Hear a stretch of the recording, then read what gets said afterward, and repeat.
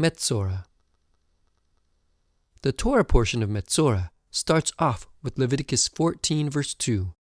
This shall be the law of the leper in the day of his cleansing. Leprosy and the ideas and laws surrounding it point towards the name of Messiah, who he is, and what he will do. A passage from the Talmud, the sages discuss the different potential names of the Messiah. Several groups of disciples offer different opinions on what the name of Messiah will be. After the Talmud offers the list of opinions, it presents the ruling of the sages, the most authoritative view. The name of Messiah will be the leper. Quite the strange name for a Savior King. The exact passage is found in Sanhedrin 98b.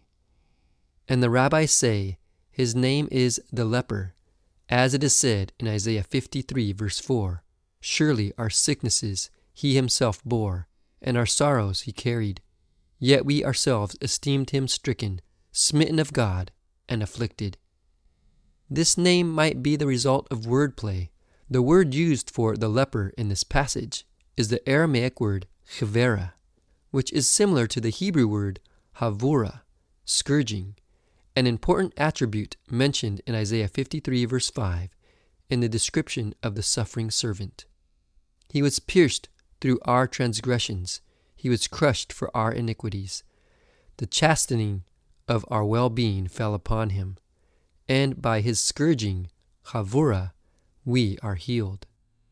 The same root of this word is used to describe the affliction of Israel in Isaiah 1 verse 6, bruises, welts, chavura, and raw wounds, not pressed out or bandaged, nor softened with oil.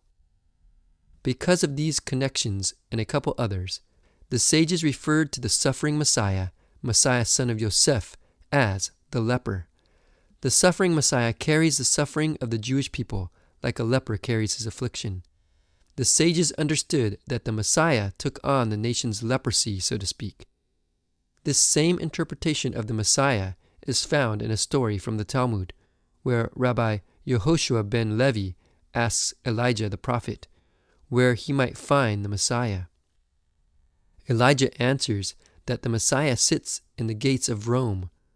Ben Levi asks, how will I recognize the Messiah when I see him? Elijah replies, he is sitting among the poor lepers. All of them undress their bandages all at once and retie their bandages all at once. But he unties and reties one bandage at a time, thinking, when the time comes that I am summoned, I must not be delayed. B. Sanhedrin 98a. Why is the Talmud's name for Messiah the leper? The title seems diminutive, contradicting with the Bible's description of the Messiah. It says in Isaiah 52 verse 13, behold, my servant will prosper. He will be high and lifted up and greatly exalted. Adding on to this, the Bible lists the Messiah as the wisest of all men, exalted above Avraham, Isaac, Yaakov, Moshe, and even the angels. It says that his stature will exceed all the great men and kings on earth. There has to be some deeper meaning to the Talmudic name of the Messiah, the leper. A Hasidic passage explores this deeper meaning. It states that the Redeemer is impatiently waiting for the final redemption, waiting for the time where he can purify the nation. But until that happens, he is personally suffering from the pain of Israel's leprous-like affliction, the agony of the ongoing exile. For as long as the exile persists, the Messiah is called the leper. The Messiah is pure and perfect, his affliction referring to the condition of exile. The day of his purification refers to the coming redemption, when the Messiah will be revealed. His leprosy will fall away, and his righteousness will be revealed to all. The final redemption will demonstrate how, in Messiah, Leviticus 14 verse 13 will be fulfilled. The infection, negah, of leprosy has been healed in the leper.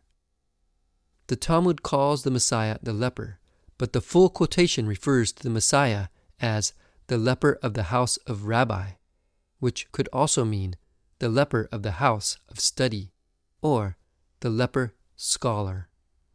It says in B Sanhedrin 98b, "And the rabbis say, His name is the leper of the house of Rabbi, as it is said in Isaiah 53 verse 4, Surely our sickness he himself bore, and our sorrows he carried.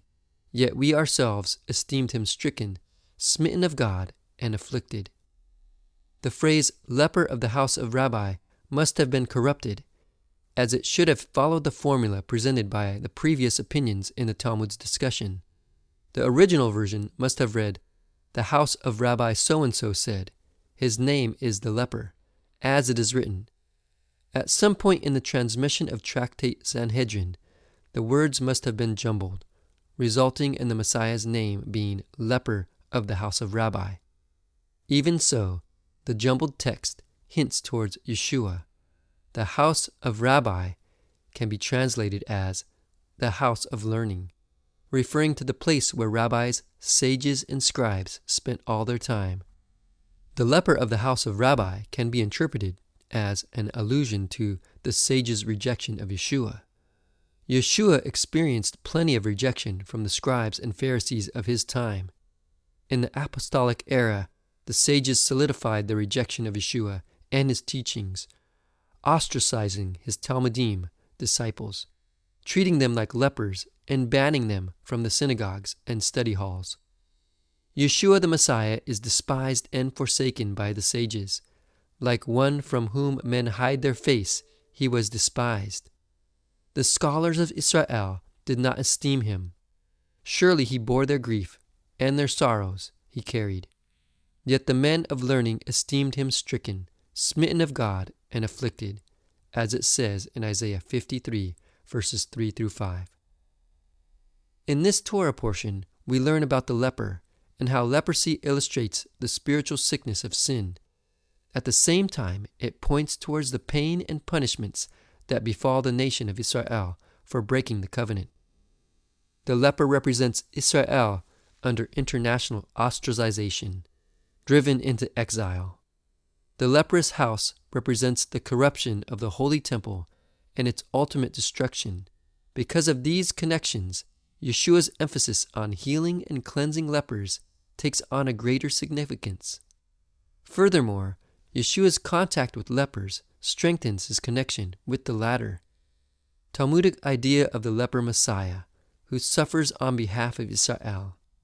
While you can still speak of leprosy as a literal biblical disease of tza'arat, an archetype for human disease and mortality, it is said that this disease is caused by the spiritual corruption of sin. That is a symbol for God's punishments. It is not that far of a leap to see the leprosy of the Bible as an allusion to the sorrows and sufferings of Israel's exile.